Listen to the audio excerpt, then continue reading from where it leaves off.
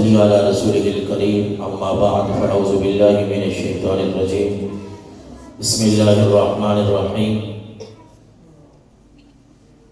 قل یا عبادی الذین اسرفوا علی انفسهم لا تقنطوا من رحمت اللہ صدق اللہ العظیم ان اللہ وملائکتہ یصلون علی النبی یا ایھا الذین آمنوا صلوا علیہ وسلموا تسلیما۔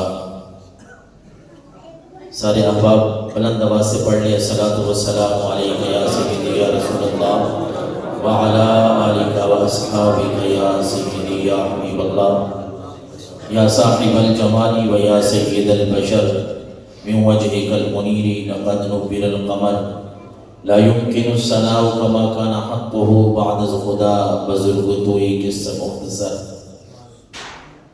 محمد کی غلامی دین حق کی شرط اول ہے، کسی میں ہو اگر خامی تو سب کچھ نامکمل ہے۔ محمد کی غلامی دین حق کی شرط اول ہے، کسی میں ہو اگر خامی تو سب کچھ نامکمل ہے۔ اگر جنت میں جانے کا ارادہ ہو تمامی کا، گلے میں توق پا ڈالو محمد کی غلامی کا۔ اور کہتے ہیں کہ عیداں تے شبراتاں آیاں، عیداں تے شبراتاں آیاں، سارے لوگ گھرانوں آئے پر او نہیں آئے محمد بخشا جڑے اپنے ہتھیں دفنائے۔ کئی ایسے ہمارے دوست، ہمارے جاننے والے، ہمارے رشتہ دار جو اس دنیا سے رخصت ہو گئے، پچھلی دفعہ ہمارے ساتھ تھے، خصوصاً ہمارے محترم حاجی محمود صاحب، حاجی محمد اقبال صاحب، اللہ تعالیٰ ان کو غریق رحمت فرمائے۔ دیگر ہمارے محلے کے، ہمارے مسجد کے نمازی، ہمارے شہر کے جتنے بھی مسلمان اس دنیا سے چلے گئے، رب کریم تمام کی مغفرت کاملہ فرمائے۔ ابتداءً دو باتیں ہم ذہن میں رکھ لیں، تمہید کے طور پہ عرض کرتا چلوں کہ آج کی جو رات ہے نا، خیر کوئی بھی عبادت کرے تو نیت پہ سارا کچھ ہوتا ہے، اخلاص پہ، نیت پہ۔ ایک تو کبھی بھی کسی بھی جگہ پہ جائیں تو ذہن یہ بنائیں کہ ہم یہ کام اللہ کی رضا کے لیے کر رہے ہیں۔ لنگر یا دوسرے جو اہتمام ہے وہ بعد کے معاملات ہوتے ہیں، وہ تو مل ہی جاتا ہے، کیونکہ نیت کے فساد سے انسان کی عبادت فاسد ہو جاتی ہے، خراب ہو جاتی ہے۔ نیت اگر بندہ اللہ کی رضا کے لیے نہ کرے، وہ جمعہ ہو، وہ دیگر نمازیں ہوں، وہ عبادات و ریاضات، وہ ثواب میں کمی رہ جاتی ہے۔ اور بعض عبادات تو ایسی ہیں کہ ریاکاری کی وجہ سے یا نیت کے اچھے نہ ہونے کی وجہ سے اللہ ان کو قبول نہیں کرتا۔ دوسری آگے جا کے ہم نے خیر اس رات کی فضیلت کے بارے میں بات کرنی ہے، تو یہ بھی ایک آج کا المیہ ہے کہ آج کی جو رات ہے نا، یہ حدیث مبارکہ میں اللہ کے نبی صلی اللہ علیہ وسلم نے اس کی فضیلت بیان کی ہے، لیکن آج کیا کریں ہم کہ ہر بندے کے ہاتھ میں موبائل ہے۔ مجھے کسی نے یہ کوئی ویڈیو بھی سینڈ کی تھی کہ ایک نوجوان سا لڑکا ہے، طالب علم ہے یا کوئی بھی ہے، وہ قرآن ہاتھ میں لے کے نا، قرآن ہاتھ میں اس نے قرآن لیا ہوا ہے اور ویڈیو بنا رہا ہے، کہہ رہا ہے کہ اللہ کی قسم یہ قرآن میرے ہاتھ میں ہے، اس رات کی کوئی فضیلت نہیں ہے۔ حالانکہ ابن ماجہ شریف حدیث کی کتاب ہے، اس میں باقاعدہ ایک باب ہے نصف شعبان کا، آج کی رات کا، اس میں سرکار دو عالم کی 4 حدیثیں جو ہے ابن ماجہ میں ہیں، دیگر بھی روایات ہیں۔ ہاں یہ ایک بات ہے، لیکن یہ علمی بات نہیں ہے کہ ہم اور آپ کرنے شروع کر دیں گے جی حدیث ضعیف ہے۔ آپ کو اکثر طور پہ یہ باتیں ملتی ہیں کہ یار اس رات کے بارے میں نا حدیث تو ہے لیکن حدیث ضعیف ہے۔ ارے ضعیف کا مطلب یہ نہیں ہوتا کہ وہ حدیث ہی نہیں ہے، حدیث ہے۔ حدیث ضعیف کا مطلب یہ ہوتا ہے کہ راوی جو ہوتے ہیں، بیان کرنے والے، ان میں سے کسی میں کوئی کمزوری پائی جاتی ہے۔ خیر اس کے درجات ہیں، وہاں ہم نہیں جاتے، لیکن اتنا آپ کو پتہ ہونا چاہیے کہ یہ احادیث رسول میں ہے۔ اللہ کے نبی صلی اللہ علیہ وسلم نے باقاعدہ طور پہ اس رات کے بارے میں ہمیں یہ ترغیب دی ہے کہ اس رات کو عبادت کریں، لیکن ساتھ ہم یہ بھی یاد رکھیں کہ کوئی فرض واجب نہیں ہے۔ یہ تو ہم بھی کہتے ہیں یعنی دونوں طرف جو ہے وہ غلو ہے، زیادتی ہے۔ ایک طرف یہ کہا جا رہا ہے کہ اس کی فضیلت ہے ہی نہیں، یہ بھی کام ٹھیک نہیں ہے، اور ایک طرف اگر ہم یہ کہیں کہ کوئی ضروری ہے اس رات میں عبادت کرنا، لوگوں کو بلانا، یہ بھی درست نہیں ہے۔ اتنا ہے کہ حدیث رسول میں جو ہے، ہم تو اپنے آقا صلی اللہ علیہ وسلم کے غلام ہیں، حضور نے جو بات فرما دی ہے ہم اس کے اوپر عمل کرتے ہوئے اپنے آپ کو گناہگار سمجھتے ہوئے اللہ کے گھر میں آ ہی جاتے ہیں کہ یہاں مل بیٹھ کے رب سے استغفار جو کریں گے، رب ہمارے گناہوں کو معاف فرمائے۔ بس اتنی سی بات ہے، اور میں آپ کو باحوالہ بات کروں گا انشاءاللہ۔ آپ یہ نصف شعبان کی جو رات ہے جس کو شب براءت کہتے ہیں، براءت بری سے لفظ ہے، بری ہونا۔ شب براءت کا مطلب یہ ہے گناہوں سے بری ہونے کی رات ہے، گناہوں سے چھٹکارے کی رات ہے، گناہوں سے دور ہونے کی رات ہے۔ اور اللہ کے نبی صلی اللہ علیہ وسلم نے فرمایا، آپ دیکھ لیجئے گا، ترمذی شریف کی حدیث ہے 739 نمبر پہ، ام المومنین حضرت عائشہ الصدیقہ رضی اللہ تعالیٰ عنہ فرماتی ہیں، ایک رات میں نے رسول اللہ صلی اللہ علیہ وسلم کو اپنے پاس نہ پایا۔ ام المومنین حضرت عائشہ الصدیقہ حضور کی زوجہ محترمہ، کیونکہ آپ کی ازواج مطہرات کی تعداد 9 تھی، 11 تھی، تو آپ باری باری جو ہے وہ ازواج مطہرات کے پاس رات گزارتے۔ تو حضرت عائشہ فرماتے ہیں میری باری تھی، لیکن ہوا یہ کہ میری آنکھ کھلی تو آپ موجود نہیں تھے، آپ صلی اللہ علیہ وسلم بستر پہ موجود نہیں تھے۔ تو میں باہر نکلی، دیکھا کہ شاید آپ اس گھر میں ہوں، اس میں ہوں، لیکن جب میں نے ڈھونڈا تو آپ صلی اللہ علیہ وسلم اسی رات کو جب میں ڈھونڈتے ہوئی باہر نکلی تو آپ بقیع کے قبرستان میں تھے، جنت البقیع میں آپ تھے۔ اور ام المومنین حضرت عائشہ الصدیقہ رضی اللہ تعالیٰ عنہ جب وہاں پہنچی، آپ صلی اللہ علیہ وسلم نے فرمایا، اکنت تخافین ان یحیف اللہ علیک ورسولہ، عائشہ تو کیا سمجھتی ہے کہ اللہ اور اس کے رسول کوئی تیرے اوپر زیادتی کریں گے؟ یعنی میں آپ کے ساتھ تھا اور بغیر آپ کے بتائے کسی اور جگہ پہ چلا گیا۔ تو حضرت عائشہ ام المومنین فرماتی ہیں، یا رسول اللہ انی ظننت انک اتیت بعد نسائک، میں نے سمجھا شاید آپ کسی اور حجرے میں، کسی اور کمرے میں چلے گئے ہیں، کسی اور گھر میں چلے گئے ہیں۔ آپ صلی اللہ علیہ وسلم نے فرمایا، بات سمجھنے والی ہے، سننے والی ہے۔ حضور نے فرمایا، ان اللہ ینزل لیلۃ النصف من شعبان الى السماء الدنیا فیغفر لاکثر من عدد شعر غنم قلب، او کما قال صلی اللہ علیہ وسلم۔ ام المومنین عائشہ الصدیقہ کو سرکار دو عالم صلی اللہ علیہ وسلم نے فرمایا، عائشہ آپ کو پتا ہے یہ شب براءت ہے، یہ نصف شعبان کی رات ہے، اور اس کی فضیلت کیا ہے کہ اللہ کی رحمت آسمانوں کے اوپر آوازیں دے رہی ہوتی ہے، رب کی رحمت آواز دے رہی ہوتی ہے، فیغفر لاکثر من عدد شعر غنم قلب، کہ یہ وہ رات ہے کہ جب گناہگار معافی مانگتے ہیں تو قبیلہ بنو کلبوی کی بکریوں کے بالوں کے برابر اللہ لوگوں کی مغفرت فرماتا ہے۔ یہ حدیث رسول ہے، اس کا درجہ اگر آپ کہیں نا کہ ضعیف ہے، جو لوگ کہتے ہیں، لیکن یہ آپ حدیثوں سے نکال نہیں سکتے کہ حدیث کی کتاب میں لکھی ہوئی ہے، اور آپ لوگوں کو اس طرح کر کے گمراہ کریں یا کہیں کہ اس رات آپ مسجد نہ جائیں۔ ارے آپ کو منع کرنے کے لیے اور بہت سارے کام ہیں، ہمارے معاشرے میں بڑی برائیاں پائی جا رہی ہیں، آپ شادی حال کا رخ کریں، وہاں بہت ساری برائیاں ہیں، آپ اپنے شہر میں، اپنے گرد و نواح میں، اپنے رشتہ داروں میں دیکھیں بہت ساری برائیاں پائی جاتی ہیں، لوگوں کو روکنے کی کوشش کریں، لیکن جب لوگ اللہ کی طرف آئیں، اللہ کے رسول کی طرف آئیں، اور یہ ہم سمجھتے ہیں، ہم یہ نہیں کہتے، میں پہلے ہی کہہ چکا ہوں، ہم تو نہیں کہتے کہ یہ فرض ضروری جو نہیں ہے نہ آئے، کوئی گناہ نہیں ہے، لیکن کم از کم جو اللہ کے گھر میں آنا چاہتے ہیں، یہاں بیٹھ کے اللہ کا ذکر کرنا چاہتے ہیں، ان کو تو آپ نہ روکیں، انہیں آپ منع نہ کریں۔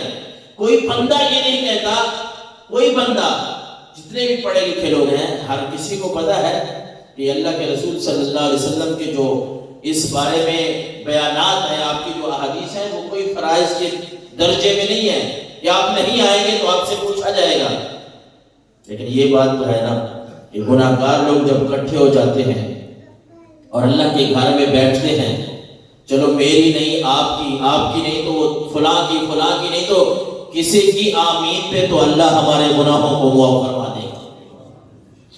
اتنے جو لوگ آپ بیٹھتے ہیں اور اللہ کا ذکر کرتے ہیں، جبریل امین آئے نا اور کہا شعبان کی 15ویں رات ہے، اللہ کے نبی صلی اللہ علیہ وسلم کے پاس آئے اور لوگوں کو اللہ جہنم سے آزاد فرماتا ہے، آزاد کرتا ہے۔ جتنی بنی کلب کی بکریوں، قبیلہ بنی کلب کی بکریوں کے بال ہیں، ان کے برابر اللہ جہنم سے آزادی عطا فرماتا ہے۔ یہ کتنی بڑی بات ہے ہمارے لیے۔ مسند احمد شریف کی حدیث ملے گی آپ کو اس بارے میں 12763 نمبر پہ۔ اسی طرح اللہ کے نبی صلی اللہ علیہ وسلم نے فرمایا ان رسول اللہ صلی اللہ علیہ وسلم یطلع اللہ الی خلقہ لیلۃ النصف من شعبان فیغفر لعبادہ الا اثنین مشاجر وقاتل نفس۔ اللہ کے نبی صلی اللہ علیہ وسلم نے فرمایا کہ لوگوں جب نصف شعبان کی رات آتی ہے، شب برات جب آتی ہے، یہ شعبان کی آج کی جو رات ہے، جب یہ آتی ہے تو اللہ تبارک و تعالی اپنے بندوں کی مغفرت فرماتا ہے۔ فرمایا صرف 2 آدمی ان کی اللہ مغفرت نہیں فرماتا، جس کے دل میں بغض ہو کسی کے لیے یا کسی نے کسی کو ناحق قتل کیا ہو تو ان کی مغفرت اس رات میں نہیں ہوتی۔ ہم تو گناہ گار لوگ ہیں، اس بات کا اقرار کرتے ہیں، بار بار اقرار کرتے ہیں اور مانتے ہیں، اور اسی توفیق اور اسی امید اور اسی آس پہ آج بیٹھے ہیں کہ اللہ کے گھر میں بیٹھے ہیں اور ان لمحات میں اللہ تبارک و تعالیٰ کی رحمت جوش پہ ہوتی ہے۔ اور صرف اس رات کی بھی بات نہیں ہے، حدیث رسول میں اس بات کو بھی آپ مانتے ہیں کہ اللہ کے نبی نے فرمایا، ہر رات کے بارے میں آپ نے تہجد کے بارے میں فرمایا کہ جب آدھی رات گزر جاتی ہے تو پھر رب کی رحمت آوازیں دے رہی ہوتی ہے، لیکن آج کی جو رات ہے یہ وہ رات ہے جس میں اللہ تبارک و تعالی اپنے گنہگار بندوں کی مغفرت فرماتا ہے۔ اور اسی طرح ابن ماجہ شریف کی حدیث مبارکہ ہے 1388 نمبر پہ، کنز الامال شریف عربی کی حدیث مبارکہ کی کتاب ہے، اس کو آپ دیکھیں گے 35178 نمبر پہ آپ کو یہ حدیث ملے گی کہ رسول اللہ صلی اللہ علیہ وسلم نے فرمایا، اور اس حدیث کے جو راوی ہیں وہ حضرت علی المرتضیٰ شیر خدا ہے۔ کون ہے؟ حضرت علی المرتضیٰ شیر خدا اس حدیث کے راوی ہیں کہ رسول اللہ نے فرمایا، کہنے والے کون ہیں؟ علی۔ ہمیں بتانے والے کون ہیں؟ علی المرتضیٰ شیر خدا رضی اللہ تعالیٰ عنہ۔ اور کہہ کیا رہے ہیں؟ کہتے ہیں کہ رسول اللہ نے فرمایا، اذا کانت لیلۃ النصف من شعبان فقوموا لیلہا وصوموا یومہا۔ لوگوں جب نصف شعبان کی رات آئے، آج کی رات جب آئے تو رات کو قیام کیا کرو، صبح روزہ رکھا کرو۔ سحری کا اہتمام ہے، نفلی روزہ ہوتا ہے، جنہوں نے رکھنا ہے بڑی اچھی بات ہے، رکھیں گے روزے۔ آگے رمضان مبارک آ رہا ہے، اس کے لیے ایک تجربہ بھی ہو جائے گا، ثواب بھی ملے گا۔ جمعہ بھی آ رہا ہے، بہت سارے ثواب ہمارے اکٹھے ہو جائیں گے۔ تو اللہ کے نبی صلی اللہ علیہ وسلم نے فرمایا، علی المرتضیٰ شیر خدا فرما رہے ہیں، فقوموا لیلہا وصوموا یومہا۔ لوگوں اس رات کو اللہ کی عبادت کیا کرو اور اس دن کو روزہ رکھا کرو۔ فإن اللہ ينزل فيها لغروب الشمس إلى السماء الدنيا فيقول ألا من مستغفر لي۔ ویسے تو حدیث رسول میں ہے کہ جب تہجد کا وقت ہوتا ہے تو اللہ کی رحمت آوازیں دے رہی ہوتی ہے، لیکن اس رات کے لیے اللہ کے نبی نے فرمایا، لوگوں جو ہی اس رات کا سورج غروب ہوتا ہے نا، رات شروع ہوتی ہے تو اللہ کی طرف سے یہ آوازیں آ رہی ہوتی ہیں۔ کیا کہا جا رہا ہوتا ہے؟ الا من مستغفر لی فاغفر لہ۔ ہے کوئی ایسا بندہ جو اللہ سے معافی مانگے، اللہ اس کے گناہوں کو معاف فرما دے۔ آوازیں آ رہی ہوتی ہیں گناہگاروں کو، الا مسترزق فارزقہ۔ ہے کوئی ایسا بندہ جو اللہ سے رزق مانگے، اللہ فرما رہا ہے میں اس کو رزق عطا کروں۔ الا مبتلا فاعافیہ۔ ہے کوئی ایسا بندہ جو تکلیف میں مبتلا ہو، اللہ فرما رہا ہے اللہ کے نبی فرماتے ہیں کہ رب فرماتا ہے رب کی رحمت جوش پہ ہوتی ہے، آوازیں دے رہی ہوتی ہے کوئی ایسا بندہ جو اپنی تکلیف اپنے دکھڑے رب کے سامنے رکھے، رب اس کو معافی عطا فرما دے گا۔ الا قضا الا قضا، اسی طرح رب کی رحمت آوازیں دے رہی ہوتی ہے حتی یطلع الفجر، یہاں تک کہ فجر طلوع ہو، سحری کا وقت جب شروع ہوتا ہے اس وقت تک رب کی رحمت لوگوں کو آواز دے رہی ہوتی ہے کوئی اپنی مغفرت کا طلبگار تو رب کی رحمت کھلی ہے، آگے اپنے گناہ مغفرت کروا لو، اپنی بخشش کروا لو۔ اور اللہ تبارک و تعالیٰ کا قرآن تو ہمیں اس گناہوں کی معافی کی طرف بار بار بلا رہا ہے۔ وَإِنَّ رَبَّكَ لَذُو مَغْفِرَةٍ لِلنَّاسِ عَلَى ظُلْمِهِمْ وَإِنَّ رَبَّكَ لَشَدِيدُ الْعِقَابِ۔ رب نے فرمایا اے نبی میری اپنی امت کو بتا دیں، میری مخلوق کو بتا دیں کہ بے شک آپ کا رب لوگوں کے ظلم کے باوجود، گناہوں کے باوجود بھی ان کی مغفرت کرنے والا ہے۔ گناہ تو ہم کرتے ہیں، ہم کہاں جائیں گے؟ رب کے علاوہ ہمارے پاس کوئی ایسا گھر اور کوئی ایسا در نہیں ہے۔ وہ ایک واقعہ ہے نا، حدیث نہیں ہے، ویسے ایک واقعہ ہے، حکایت ہے۔ ایک بزرگ حج کے لیے جاتے ہیں نا، ساتھ ایک نوجوان بھی ہے، کافی عمر کے ہیں، بزرگ 70 سال عمر ہے، اور وہ اللہ کے سامنے حج کے موقع پہ کہتے ہیں لبیک لبیک لا شریک لک لبیک، جو وہ تلبیہ پڑھتے ہیں۔ جب وہ لبیک کہتے ہیں نا، لبیک کا معنی ہوتا ہے میں حاضر ہوں، یا اللہ میں حاضر ہوں، اے اللہ میں حاضر ہوں۔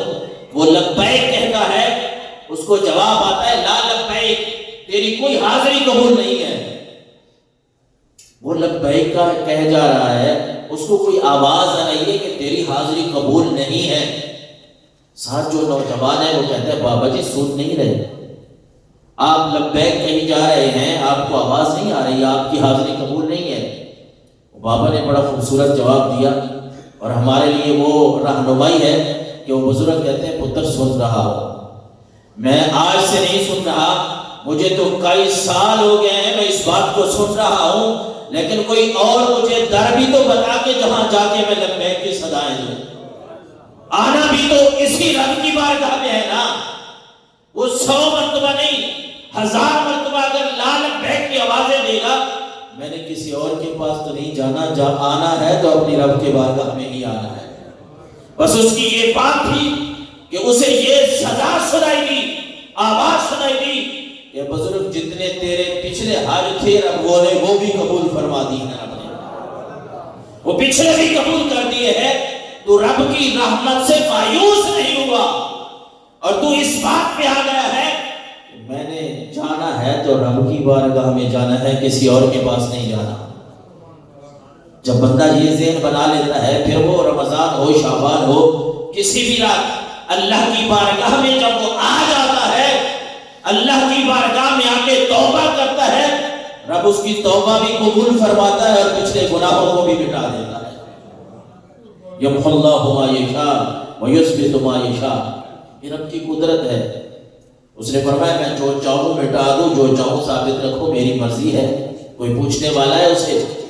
اور آنا ہم نے رب کی بارگاہ میں ہے، پھر کسی سے پوچھ کے نہیں آنا، پھر کسی سے پوچھنے کی ضرورت نہیں ہے۔ پہلے نا جب آقا کریم علیہ السلام کی زیادہ تعریف و توصیف ہوتی تھی تو لوگ اس پہ اعتراض کرتے تھے۔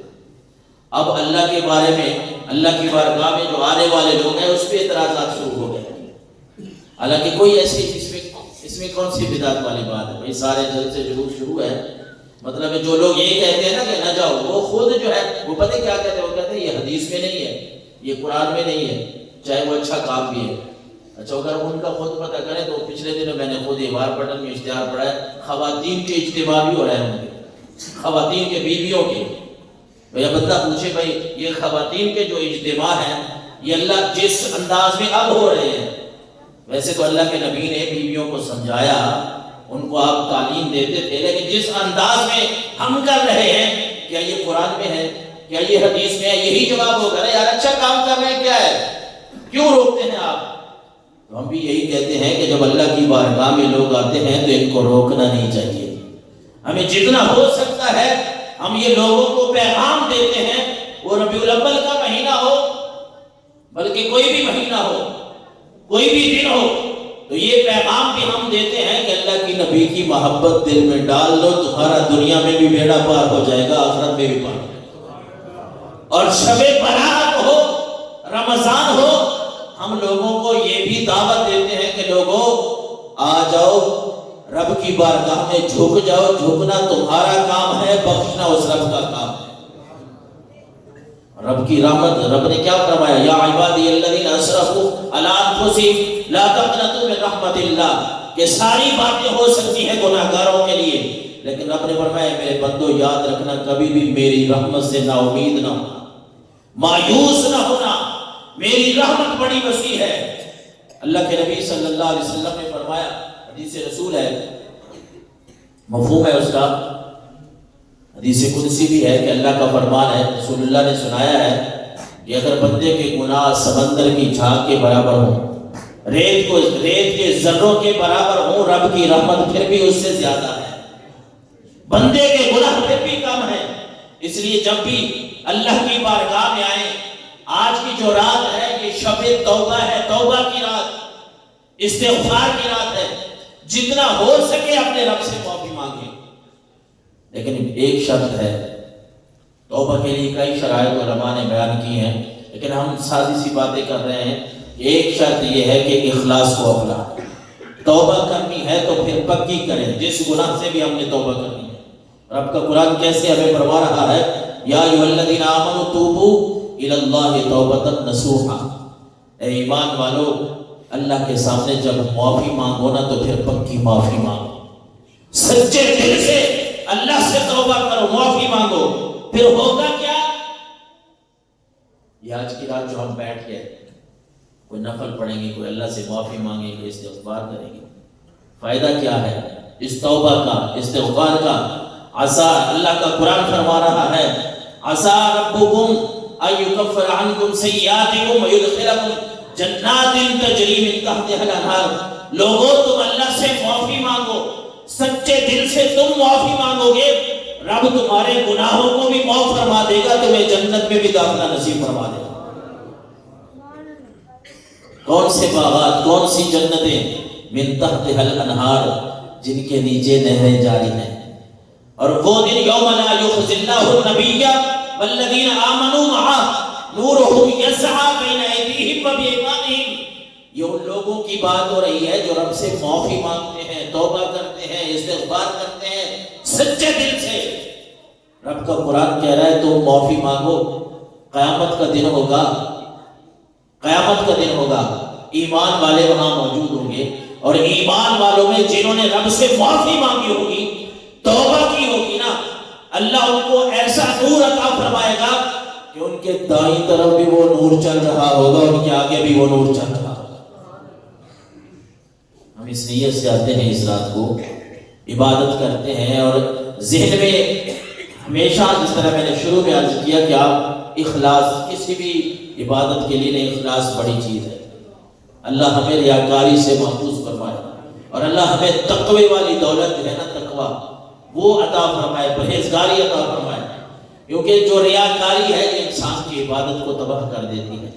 خیر ہم استغفار کے اوپر اگر بات کریں تو اللہ کے نبی صلی اللہ علیہ وسلم نے فرمایا، ابو داؤد شریف کے حدیث مبارکہ ہے 1518 نمبر پہ، سید عالم صلی اللہ علیہ وسلم نے فرمایا، من لازم الاستغفار جعل اللہ من کل ضیق مخرجا ومن کل ہم فرجا ورزقہ من حیث لا یحتسب۔ اللہ کے نبی نے فرمایا جو بندہ استغفار کو لازم کر لیتا ہے، توبہ کرنا شروع کر دیتا ہے، اللہ سے معافی مانگنا شروع کر دیتا ہے، اللہ اس کے لیے تمام تکلیفوں کے دروازے بند کر کے اس کے لیے کشادگیوں کے دروازے کھول دیتا ہے۔ تنگیوں کے دروازے بند ہو جاتے ہیں، کشادگیوں کے دروازے کھلے، کیسے؟ وَرَزَقَهُ مِنْ حَيْثُ لَا يَحْتَسِبُ۔ جو توبہ زیادہ کرتا ہے نا، استغفار زیادہ کرتا ہے۔ استغفار کرنا کیا ہے؟ تسبیح کیسے پڑھنی ہے؟ استغفر اللہ استغفر اللہ استغفر اللہ۔ استغفار بھی اس کا نام ہے۔ وہ جو ہمارے سیدھے اور بولے والے بھائی اس طرح بھی پڑھتے ہیں، یا ہمارے مائیں بہن ان کو بھی سمجھائیں، استغفار استغفار نہیں پڑھنا، یہ تو نام ہے اس کا۔ جس طرح نماز تو نام ہے نا، پھر نماز ہے کیا وہ آگے ہم پڑھتے ہیں 2 رکعتیں 4 رکعتیں، اس میں کس طرح پڑھنا ہے، ظہر اثر مغرب عشاء جو بھی ہے سنت میں پڑھا ہے۔ تو استغفار کی جب تسبیح پڑھنی ہے نا تو استغفار استغفار نہیں کہنا، بلکہ یہاں پڑھنا ہے استغفر اللہ استغفر اللہ استغفر اللہ، اس طرح یہ استغفار ہوتا ہے۔ اور یہ اللہ کو اتنا پسند ہے نا، جس طرح میں عرض کر رہا تھا کہ قرآن مجید کی سورہ طلاق کی آیت نمبر 3 میں بھی ہے وَمَن يَتَّقِ اللَّهَ يَجْعَل لَّهُ مَخْرَجًا وَيَرْزُقْهُ مِنْ حَيْثُ لَا يَحْتَسِبُ، جو اللہ سے ڈر گیا نا، جس نے تقوی اختیار کیا، جو اللہ سے ڈر گیا، اللہ کا قرآن کہہ رہا ہے، پچھلی ہم نے حدیث سنی، اللہ کے نبی کا فرمان سنا، یا قرآن بھی یہ فرما رہا ہے وَمَن يَتَّقِ اللَّهَ يَجْعَل لَّهُ مَخْرَجًا وَيَرْزُقْهُ مِنْ حَيْثُ لَا يَحْتَسِبُ، جو اللہ سے ڈر گیا اللہ اس کے لیے سارے آسانیوں کے دروازے کھول دیتا ہے۔ وَيَرْزُقْهُ مِنْ حَيْثُ لَا يَحْتَسِبُ، بڑی ہمیں پریشانی ہوتی ہے رزق کی، مال و دولت کی، کیسے آئے گا، کیسے کمائیں گے، کیسے کھائیں گے۔ اللہ تو یہ فرما رہا ہے، یہ قرآن کی بات ہے، اللہ تو یہ فرما رہا ہے تم تقوی اختیار کرو، رزق کے دروازے میں ایسے کھولوں گا، وہ رب فرما رہا ہے کہ رزق کے دروازے میں ایسے کھولوں گا تمہیں سمجھ نہیں آئے گی رزق کہاں سے رہا۔ کمی تو ہمارے اندر ہے نا، رب کا قرآن تو سچا ہے، نبی کا فرمان بھی سچا ہے، کمی کوتاہی ہمارے اندر ہے، اور انہی کمی کوتاہیوں کو دور کرنے کے لیے ہم آج بیٹھے ہیں، انہی کمیوں کو دور کرنے کے لیے آج ہم بیٹھے ہیں، استغفار کریں گے، توبہ کریں گے، اللہ سے معافی مانگیں گے۔ اور رسول اللہ صلی اللہ علیہ وسلم نے فرمایا من لقی اللہ لا یعدل به شیئا فی الدنیا ثم کان علیہ مثل جبال ذنوب غفر اللہ له۔ کتنی سونی بات ہے گناہگاروں کے لیے، جو نیکوکار ہیں انہیں بھی اپنی نیکیوں پہ گھمنڈ نہیں ہونا چاہیے، کیونکہ نیکی کا دریا میں ڈال، انسان جتنی نیکیاں کرتا جائے نا اتنا ہی انسان کو فائدہ ہے، اتنا ہی آگے بڑھنے کی کوشش کرے، نیکی کر کے اس کو بھول جائیں، آگے جانے کی کوشش کریں۔ اور اللہ کے نبی نے کتنی پیاری اور سونی بات فرمائی، اللہ کے نبی نے فرمایا جو بندہ دنیا میں اللہ کے ساتھ شرک نہیں کرتا، بولے ہم میں سے جتنے بھی بیٹھے ہیں ہم مسلمان ہیں، ہم اللہ کے ساتھ کوئی شریک ٹھہراتے ہیں؟ نہیں ٹھہراتے۔ لوگ جو اعتراضات کرتے ہیں وہ غلط ہے، ہم اللہ کو وحدہ لا شریک مانتے ہیں، ہم صرف اللہ کی عبادت کرنے والے ہیں۔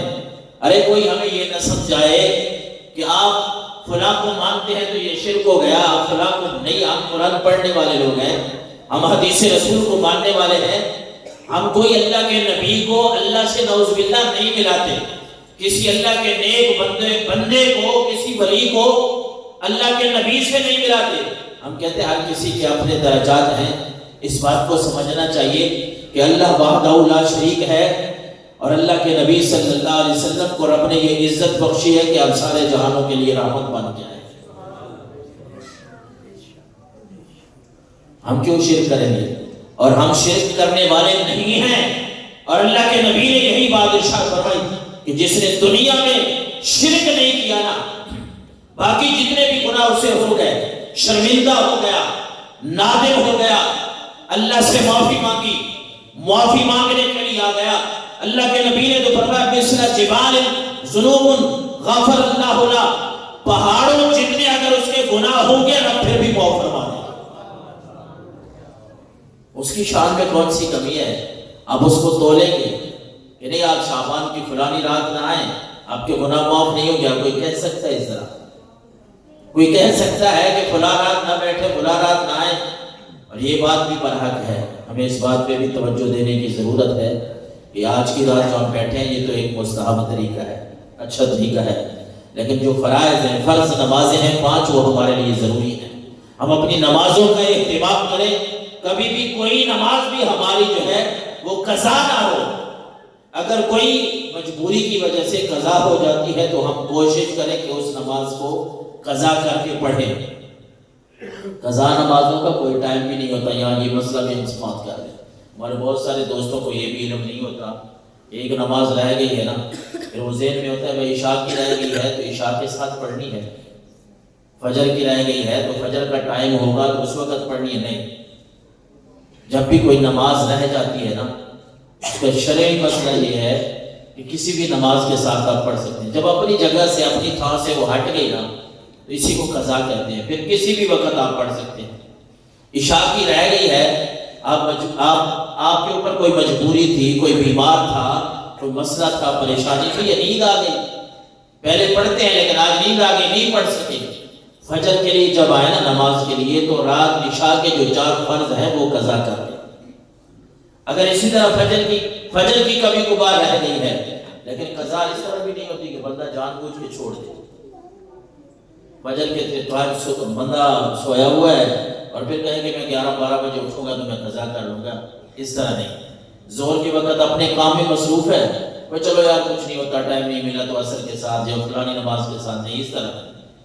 مطلب یہ ہے کہ بندہ پنجگانہ نماز پڑھ رہا ہو اور پھر اس کے بعد یہ ہے کہ کوئی نماز رہ گئی ہے، مجبوری بن گئی ہے، تو اس طرح شریعت نے اجازت دی ہے دوسری نماز کے ساتھ، تیسری کے ساتھ، دوسرے دن ہفتے میں جب بھی زندگی میں کبھی یاد آئے تو اس کو ضرور لوٹا دیں، اور اسی کو قضا کہتے ہیں۔ اور ہمارے لیے یہ بات برحق ہے کہ ہم جو فرائض ہیں ان کے اوپر ہم توجہ دیں، نوافل بھی ہم ادا کریں، ساتھ ساتھ اپنے فرائض کو مکمل کریں، وہ کسی بھی طریقے پہ ہیں۔ اور آج کی رات جو ہے یہ دعا مانگیں گے، دعا میں جلدی بھی نہ کریں۔ ہمارے ذہن میں یہ بھی ہوتا ہے کہ ہم کہتے ہیں ادھر سے ہم دعا مانگیں اور ادھر سے بس اللہ قبول فرما دے۔ بھائی اللہ تبارک و تعالیٰ کی منشا، اس کی مرضی، اس کا حکم ہوتا ہے۔ دعا کے لیے یہ ہوتا ہے کہ کبھی دعا قبول ہوتی ہے، کبھی قبول نہیں ہوتی، اس دعا کی وجہ سے اللہ کوئی مصیبت ڈال دیتا ہے۔ ہم نے دعا مانگی اولاد کے لیے، یا اللہ اولاد عطا فرما، ایک مثال دے رہا ہوں، یا رزق عطا فرما، اللہ نے وہ دعا اگر قبول نہیں کی نا، اس دعا کی وجہ سے رب کوئی نہ کوئی ہماری مصیبت دور فرما دیتا ہے۔ یا تیسرا ہے درجہ یہ ہے، یعنی پہلے تو دعا یا تو قبول ہو جاتی ہے یا کوئی مصیبت ہٹ جاتی ہے، یا یہ دعا ہمارے لیے قیامت والے دن ذخیرہ ہوگی۔ وہ حدیث رسول میں ہے نا کہ اللہ کے نبی نے فرمایا قیامت والے دن لوگ جب اپنی دعاؤں کا ثواب دیکھیں گے نا، جو دعائیں قبول نہیں ہوئی اللہ کے پاس وہ ذخیرہ ہے۔ اللہ کے نبی نے فرمایا جب لوگ وہاں دیکھیں گے نا جو دعائیں ہم نے مانگی ہیں رب نے قبول نہیں کی، ان کا ثواب جو وہاں اکٹھا ہے، تو لوگ تمنا کریں گے کہ کاش ہماری کوئی ایک دعا بھی قبول نہ ہوتی، آج سارے کا سارا ذخیرہ یہاں سے لیتے، سارا ثواب ہم یہاں سے لیتے۔ دعا میں کبھی بھی جلدی نہ کریں۔ اللہ کے نبی نے فرمایا یستجاب لأحدکم ما لم یعجل، جب تک بندہ جلدی نہیں کرتا نا اللہ اس کی دعا قبول فرماتا ہے۔ یقول دعوت فلم یستجب لی، جب بندہ کہنا شروع کر دیتا ہے یار میری دعا میں اتنا عرصہ ہو گیا مانگ رہا ہوں قبول نہیں ہوئی، یہ جلدی ہے، یہ اللہ کے سامنے گلہ شکوہ ہے۔ پھر اللہ کے نبی نے فرمایا ایسی دعائیں جو ہیں وہ پھر قبول نہیں ہوتی۔ آپ کو پتہ ہے حضرت سیدنا آدم علیہ السلام اللہ کے پہلے نبی، پہلے رسول، ہم سب کے باپ انسانوں کے، اللہ نے فرمایا اے آدم اور حوا کہ فلاں درخت سے نہیں کھانا، جب آپ نے کھا لیا اس کے بعد زہر ہے، اللہ نے منع فرما دیا تھا، آپ کھا بیٹھے۔ تو اس پاداش میں مفسرین نے لکھا ہے کہ 300 سال سے زیادہ آپ اللہ کی بارگاہ میں روتے رہے اور دعائیں کرتے رہے، صرف اسی بات پہ کہ اللہ نے منع کیا تھا، ہم نے کھا لیا، اس درخت سے کھا لیا۔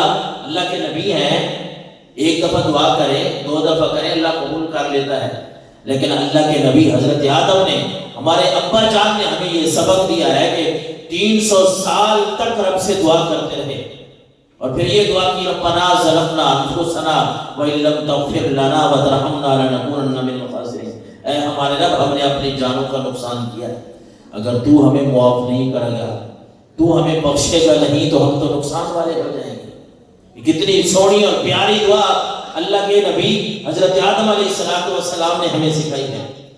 اور بھی دعا کے قبول نہ ہونے کی بہت ساری وجوہات ہیں، لیکن ایک جو میں نے عرض کی ہے وہ یہ یاد رکھیں کہ کبھی دعا میں جلدی نہ کریں۔ اور شب برات میں اللہ کے نبی صلی اللہ علیہ وسلم نے آج کی رات کے بارے میں فرمایا جس کے سینے میں کینہ ہوگا نا، بغض ہوگا، اس کی بھی اللہ دعا قبول نہیں کرتا۔ وہ ایک صحابی آئے اللہ کے نبی نے فرمایا کہ 3 دن آپ فرماتے رہے کہ ایک ایسا بندہ آنے والا ہے جو جنتی ہے. ایک دن فرمایا صحابہ انتظار کرتے رہے، کوئی نہیں آیا. دوسرے دن پھر اللہ کے نبی نے فرمایا. اب فرمانے والے کون ہیں؟ سرکار دو عالم صلی اللہ علیہ وسلم. اور بات بھی حق ہے، سچ ہے، اس کو آپ کوئی کہہ بھی نہیں سکتا. دوسرے دن اللہ کے نبی نے فرمایا آج جو بندہ آئے گا نا وہ جنتی ہے، کوئی نہیں آیا. تیسرے دن آپ نے پھر فرمایا جو بندہ آئے گا وہ جنتی ہوگا. ایک صحابی آئے، سارے صحابہ خوش تھے کہ اچھا اس کو نا میں مہمان بنا لوں، یہ بندہ جنتی ہے، اللہ کے نبی نے جو فرمایا ہے تو یہ ہے حق، یہ بندہ جنتی ہے، میں اس کو مہمان لے جاؤں، مہمان بنا کے میں لے جاؤں. خیر ایک صحابی لے گئے اور ذہن میں یہی سوال تھا جو ہم کہہ رہے ہمارے ذہن میں ہے وہ بڑے کوئی نیک ہوں گے صحابہ. جس صحابی کو مہمان بنا کے لے گئے ہیں وہ اللہ کے نبی جو فرما رہے ہیں یہ جنتی ہے، اس کے پاس تو بڑے نیکیوں کے انبار ہوں گے. وہ صحابی کہتے ہیں میں کھا لیا گیا، مہمان نوازی کی، اس کے بعد وہ سو گئے. مہمان صحابی جو آئے تھے ہیں بھی پکے جنتی، اللہ کے نبی نے فرما دیا. میں جاگ رہا ہوں کہ ابھی یہ اٹھیں گے، نفل پڑھیں گے، کوئی تہجد پڑھیں گے یا کوئی قرآن کی تلاوت، یا کوئی تو ایسی نیکی ہے کہ اللہ کے نبی فرما رہے ہیں یہ کنفرم جنتی ہیں. صحابی کہتے ہیں میں اپنے مہمان کی جو میزبان تھے وہ کہہ رہے ہیں اللہ کے نبی جس مہمان کے لیے فرمایا کہ جنتی ہیں میں انتظار کر رہا ہوں کون سی نیکی ہے. انہوں نے تو کوئی نیکی نہیں کی. فجر اٹھے، فجر کی نماز پڑھی تو میں نے ان کی بارگاہ میں دستبردہ گزارش کی کہ حضور آپ تو ایسے آدمی ہیں کہ اللہ کے نبی فرما رہے ہیں کہ آپ جنتی ہیں، اپنی نیکی بتاؤ، کون سی نیکی کرتے ہو، کون سی نیکی ہے جو اللہ کو اتنی پسند ہے کہ آپ جنتی ہیں. تو وہ صحابی کہتے ہیں جو مہمان تھے جن کے بارے میں اللہ کے نبی نے خوشخبری دی کہ یہ جنتی ہیں، کہتے ہیں یار بس اور کوئی میری نیکیاں نہیں، یہ فرائض جو ہے نمازیں یہ پڑھ رہا ہو، جو اللہ نے فرض کیے ہیں نا وہ پورے کرتا ہوں، لیکن اس کے ساتھ ساتھ ایک نیکی میری یہ ہے کہ جب میں سونے لگتا ہوں نا تو میں اپنے دل سے حسد، کینہ، بغض یہ ساری چیزیں نکال کے سوتا ہوں، ہر کسی کو معاف کر کے سوتا ہوں. جو میزبان تھا نا اس نے کہا اچھا یہی وجہ ہے کہ اللہ کے نبی نے آپ کو جنتی قرار دیا ہے. یہ کوئی چھوٹی موٹی بات نہیں ہے. اگر دل میں کوئی ایسی بات ہے اس کو نکال لیں. کسی کے لیے بھی یہ رات ہو یا کوئی بھی رات ہو، جب ہم ایسے کاموں پہ عمل کریں گے یقیناً اللہ ہمارے گناہوں کو بھی معاف فرما دے گا. یہ صحابہ کرام کا عمل ہے. اور پھر آج کی رات میں ہم نوافل بھی ادا کرتے ہیں. جس طرح پہلے میں نے عرض کیا بھائی نوافل کا مطلب یہ نہیں ہوتا کہ کوئی ضروری ہے آپ جتنے پڑھ سکتے ہیں، ہم انشاءاللہ صلاۃ التسبیح بھی پڑھیں گے. نوافل میں 2 رکعتیں، تنگی رزق کی تنگی اگر ہو نا تو علماء نے فقہا نے یہ لکھا ہے کہ آپ 2 رکعت نماز نفل پڑھیں اور ہر رکعت میں سورہ فاتحہ کے بعد 1 مرتبہ آیت الکرسی پڑھیں. سورہ فاتحہ والضالین آمین کریں، آیت الکرسی پڑھیں لیکن 15 مرتبہ پڑھیں آیت الکرسی. سورہ اخلاص 7 پڑھیں وہ بھی 15 مرتبہ پڑھیں. اس طرح نماز کے بعد 100 مرتبہ آپ درود شریف پڑھیں. جو اس طرح پڑھے گا نا 2 رکعت نماز نفل، نیت دل کے ارادے کا نام ہے. پہلے بھی میں نے کئی دفعہ جمعے پہ یہ مسئلہ کیا ہے اور آپ کو بھی پتا ہونا چاہیے کہ نیت دل کے ارادے کا نام ہوتا ہے. زبان سے کہنا کوئی اتنا ضروری نہیں ہوتا. اور اتنے تک بھی میں نے مسئلہ سمجھایا اور کئی بزرگوں کو دیکھا بھی ہے کہ نماز کے لیے جب ہم آتے ہیں مسجد میں، بس آخری بات ہے اس کے بعد ہم انشاءاللہ دعا کی طرف جاتے ہیں. مسجد میں جب نماز کے لیے آئے کہ ہاں کسی بھی جگہ پہ آگے جماعت کھڑی ہے، جماعت کھڑی ہے تو آپ نے کوشش کرنی ہے جماعت کے ساتھ ملنے کی. امام رکوع کی طرف جا رہا ہے، ہم شروع ہے کھڑے ہو کے نا ہم اپنی زبان سے نیت کرتے، خاص نیت کرتا ہوں نماز کی 4 رکعت نماز فلاں، عشاء کی، مغرب کی، منہ میرا قبلہ شریف کی طرف. اتنے تک امام سبحان ربی العظیم 3 دفعہ 5 دفعہ پڑھ کے وہ سمع اللہ لمن حمدہ کر دیتا ہے. ہماری رکعت 1 چلی گئی. کیوں؟ ہم زبان سے نیت کر رہے ہیں، حالانکہ اللہ کے نبی نے کوئی یہ زبان سے نیت اس طرح نہیں سکھائی. مستحب عمل ہے، اگر آپ کر سکتے ہیں تو ٹھیک ہے، نہیں تو آپ جب باہر سے آئے ہیں نا تو آپ کے ذہن میں جو بات ہے جس نماز کے لیے ہے وہ دل میں ہوتا ہے نا. میں اثر کی پڑھ رہا ہوں، مغرب عشاء کیا ہے، 4 رکعتیں ہیں، 2 ہیں فرض ہے، سنت ہے، اسی بات کا نام نیت ہے. آپ باہر سے آئے ہیں ایک تو دوڑ کے نہ آیا کریں. जमात जब खड़ी हो दौड़ के आना मना है, आप आराम से आए, सुकून से आए। और फिर जब आप जमात के लिए आए हैं तो जुबान से कोई इतना लंबा चौड़ा कहने की जरूरत नहीं है, आप अल्लाह अकबर करें और अपनी रकात को पालें, इसका ज्यादा सवाब है। तो नियत दिल के इरादे का नाम है। नियत करेंगे 2 रकात नमाज नफल, और फिर उसके हर रकात के बाद फातिहा के बाद हर रकात में आयतुल कुर्सी पढ़े 15 दफा सूरह इखलास हर रकात में, तो अल्लाह ताला इंसान के रिज्क में फराखी कुशादगी अता फरमा देता है। इसी तरह एक बख्शिश के लिए, गुनाहों की मग़फ़िरत के लिए एक 8 रकात जो है वो उलमा ने बताई है कि हर रकात में फातिहा के बाद एक मरतबा सूरह कद्र, एक मरतबा इन्ना अंज़लनाहु फी लैलतिल क़द्र, और उसके बाद 25 मरतबा सूरह इखलास कुल हुवल्लाहु अहद पढ़नी है। तो ये नमाज जो बंदा 8 रकातें 2-2 करके पढ़ेगा, अल्लाह उसके गुनाहों को मुआफ़ फरमा देगा। और अगर अज़ाब कब्र से निजात की बात करें तो ये 8 रकातें हैं, 4-4 करके पढ़नी है। फातिहा के बाद 10 मरतबा सूरह इखलास पढ़नी है। फातिहा के बाद 10 मरतबा सूरह इखलास कुल हुवल्लाहु अहद पढ़ें तो अल्लाह ऐसे बंदे को कब्र के अजाब से महफूज रखेगा।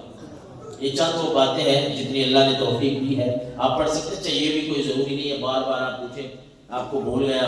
और वैसे नफल पढ़े क्या है, कोई हर्ज नहीं है, 2 रकात नमाज नफल, और उसके बाद जिस तरह आप नमाज पढ़ते हैं जितना कुरान आपको याद है, ये भी मसला समझ लें कि हर रकात में कुल हुवल्लाहु अहद पढ़ना भी ज़रूरी नहीं होता, बाकी नमाजों में भी कुल हुवल्लाहु अहद पढ़ना सूरह इखलास ये नमाज में ज़रूरी नहीं है। हमारी नमाजों में जो लिखा हुआ है हम सिखाते हैं ना, ये तो हमारी आसानी के लिए, वरना कुरान जहाँ से आप आता है इस बात को समझ लें, जब आप नमाज पढ़ते हैं इमाम के पीछे तो इमाम कुल हुवल्लाहु अहद पढ़ता है। फजर और मगरिब इशा को तो आप ऊंची आवाज में सुनते हैं, कुल हुवल्लाहु अहद तो कभी कभी पढ़ते हैं। नहीं तो जिस तरह इमाम बाकी कुरान पढ़ सकते हैं हम भी पढ़ सकते हैं। हमें अगर आता है ना अलम तरा कैफ़ फ़अल रब्बुका, सूरह फील, सूरह कुरैश, वो आखिरी का सूरतें या सूरह यासीन की कुछ आयतें आती हैं, सूरह मुज़म्मिल है, मुदस्सिर है, जो आसान सूरतें हैं हम बार बार सुनते रहते हैं, कुछ आयतें याद हो जाती हैं तो आप वो पढ़ सकते हैं, कोई हर्ज नहीं है। लेकिन सूरह इखलास की भी अपनी फजीलत है। इसमें चूंकि सूरह इखलास में खालिस तौहीद है अल्लाह की, जो इस नीयत से पढ़ता है ना अल्लाह उसको भी बड़ा अजर सवाब अता फरमाता है। क्योंकि एक सहाबी के बारे में ना यहाँ ये भी आप समझ लेंगे फिर अच्छा हम गलत पढ़ते रहे, इतनी उम्र हो गई है हम तो कुल हुवल्लाहु अहद पढ़ते हैं, भाई फिर भी कोई हर्ज नहीं है। अल्लाह के नबी के पास एक सहाबी की शिकायत आई, या रसूलुल्लाह ये हर रकात में कुल हुवल्लाहु अहद पढ़ते हैं, यही हमारे वाला मामला था। तो अल्लाह के नबी ने उसे बुलाया और उससे पूछा कि ऐसे सहाबी क्यों हर रकात में कुल हुवल्लाहु अहद पढ़ता है?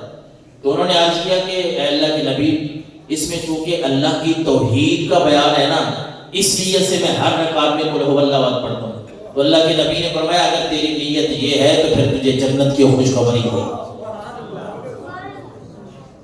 बहरहाल अगर जहाँ से आता है वहाँ से पढ़ें, कोई हर्ज नहीं है। आप 2 रकातें पढ़ सकते हैं, 4 इंशाअल्लाह 12 बजे हम सलातुत तस्बीह भी पढ़ेंगे। और उसके अलावा ये भी है कि लंगर का जो